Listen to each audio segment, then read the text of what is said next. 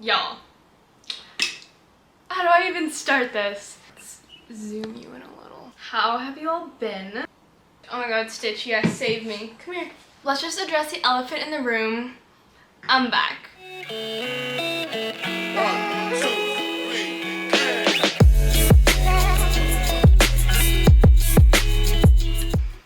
So, bro, what?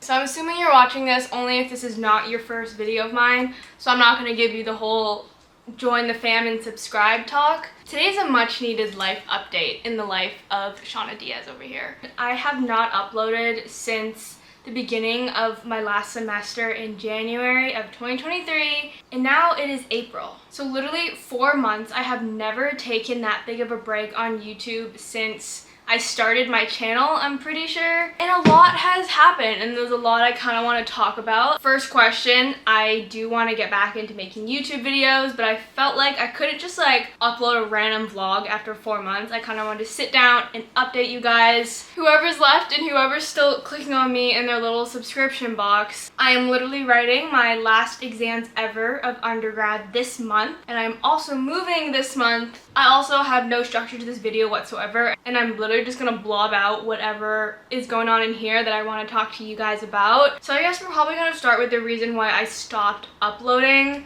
I started my YouTube channel in 2017, so I was in grade 10 or 11? Honestly, I don't know. I think I was in grade 11. I've been making videos since I was like 12 years old, but I didn't have access to internet or anything. I would just kind of make them for fun. And then I decided to start a channel when I was 16, 17, after I had surgery because I couldn't play sports anymore while I was in recovery. And then obviously that spiraled, and I had a really micro small channel for quite a few years, still uploading every single week. And then we all know the pandemic, COVID happened, and then my channel literally went yeah, I think I literally went from like 2K to 10K in less than a week. And then once the ball went rolling, I got up to 50,000 subscribers in a matter of a few months, I'm pretty sure, after being stuck at like 2,000 subscribers for probably like 3 years. So it kind of just all came out of nowhere. My views, my comments, my interactions across all my social media was just, it was just like a snowball effect. Way more people watching me than I've ever experienced in my entire life. And kind of once the pandemic slowed down, so did my channel.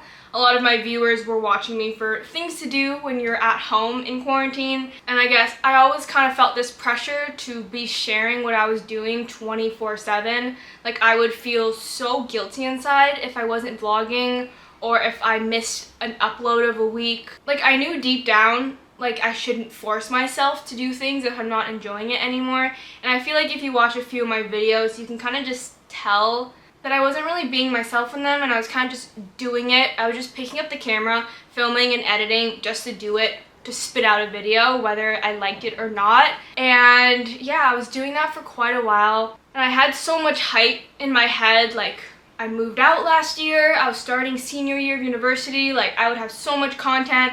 And then I was planning all of these things, and then once I was actually there in the present, I just felt so exhausted. I got into an extremely long depressive episode, probably low-key we're still kind of in it, but like probably for like over 5 months I just was not feeling myself. Like the whole time I didn't upload, and a few months starting before, I just like did not feel like myself. Like I just felt depressed all the time. My anxiety was at an all-time high, like, and I couldn't really pinpoint to what it was. An anxiety disorder is like a neuro thing in the brain, you know, like a chemical imbalance in your brain. Before, I always had like events in my life that kind of just like made it worse, you know what I mean? Like really just made the anxiety disorder come out, let's just say that. But these past few months, I didn't really have a specific thing that I could point to and be like, yeah, that is exactly why my anxiety is so bad right now. It was just there, and I didn't know how to get rid of it, and I struggled a lot. And on top of that, I had the stress of being in my senior year, trying to land a job, trying to get good grades, trying to end off strong after being online for a year and then doing a year of online like hybrid co-op. So I hadn't been to school in 2 years. I hope this timeline is like making sense. For those of you that might have forgot or like don't know, I moved last year in July of 2022. I moved out with my boyfriend to live here in the city where I go to school. The lighting in my apartment kind of has a lot to do with my mood, I think. Our apartment faces west, so we get so much sun in the afternoon, but obviously like in the winter it's darker. In the morning I don't really have any sun, and there's just not enough light. Before like living with my parents, I was just always used to being surrounded by sun and people 24/7. So I had like a really long and deep conversation with my boyfriend one night, like in January when I stopped uploading, of just like how I was feeling. And like I used to use YouTube as a creative outlet. I had so much social anxiety that like I felt like I could never be myself. So I would use YouTube as an outlet to just like, to just like let myself go, whatever. And I was a teenager, so like, you know, it was goofy, it was whatever, I was just myself. And then now that I felt like I had to be like this young, independent woman, adult person, senior in university, like looking for the big girl corporate jobs, like I just felt like I matured a lot and didn't know how to like mature my internet personnel, if that makes sense. And I felt a lot of pressure of like not change myself, but like display myself as a more like professional adult, if that makes sense.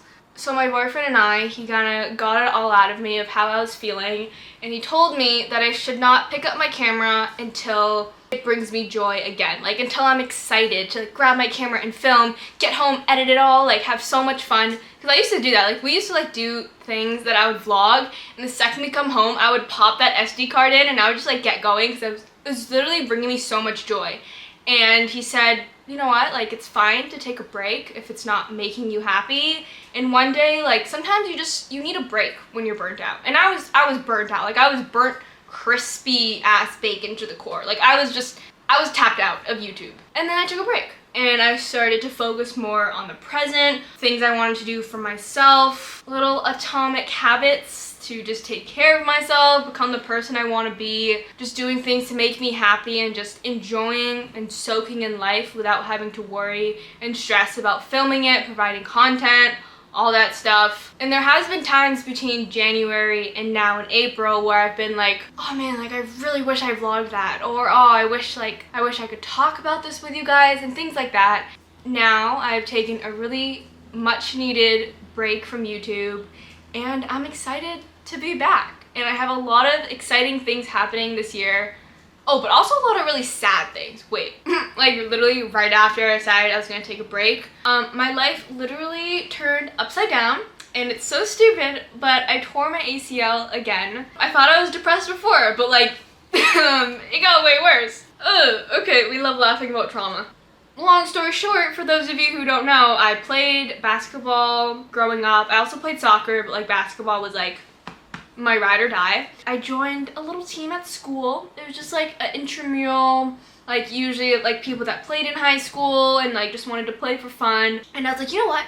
I'm gonna make some friends. I'm gonna join a basketball team and I'm just gonna play for fun and just like do what I love to do, you know? Like you don't need to play at a competitive level to enjoy a sport. So I was like, I'm just gonna go enjoy basketball and step outside my comfort zone, make some new friends. And then I played a couple of games. It was so much fun. The girls on my team were amazing. Then I tore my ACL.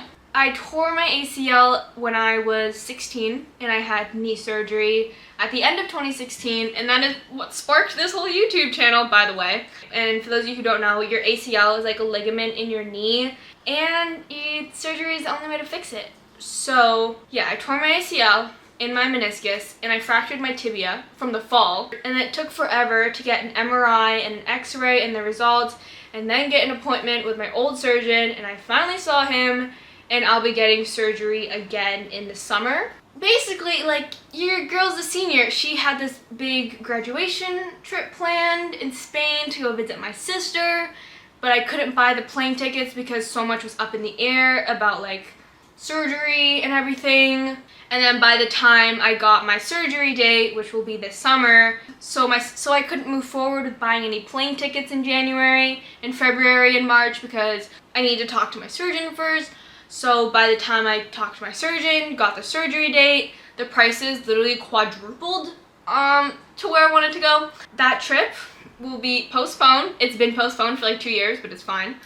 You can probably imagine all of that just was so stressful all of that was. You know, just trying to like better myself, make friends, play basketball, tears my knee up again, needs surgery, has to cancel a bunch of things. I'm just gonna let your imagination run wild how much that added on to my depression, and now it's kind of like spiral down, whatever, you can probably imagine.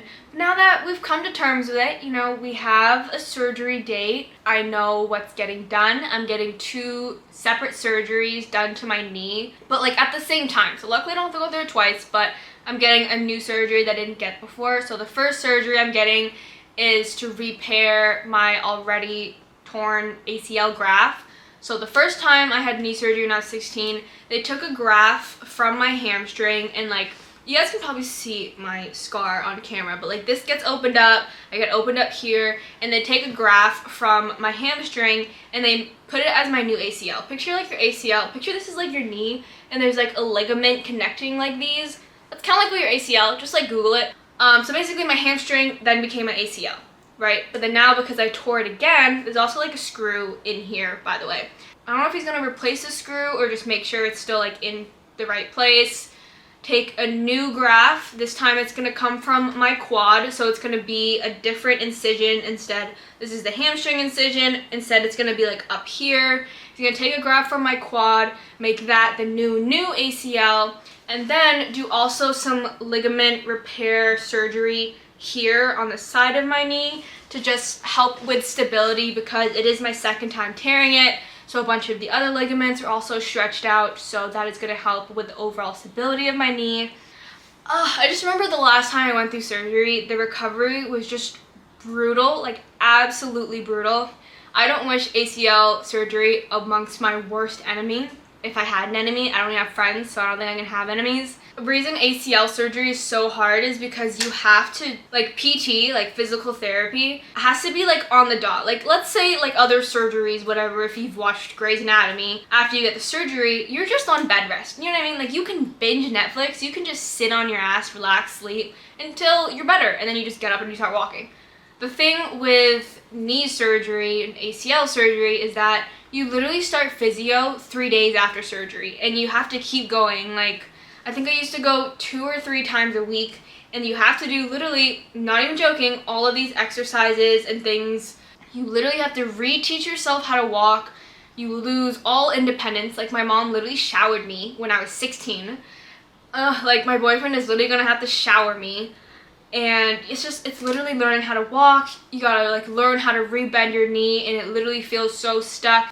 It's just, I mean, there's probably a million videos out there, but basically it's a long and treacherous process. And I need to go through it again for the second time in my life as I'm graduating university, and which is just, it's a lot. It's a lot.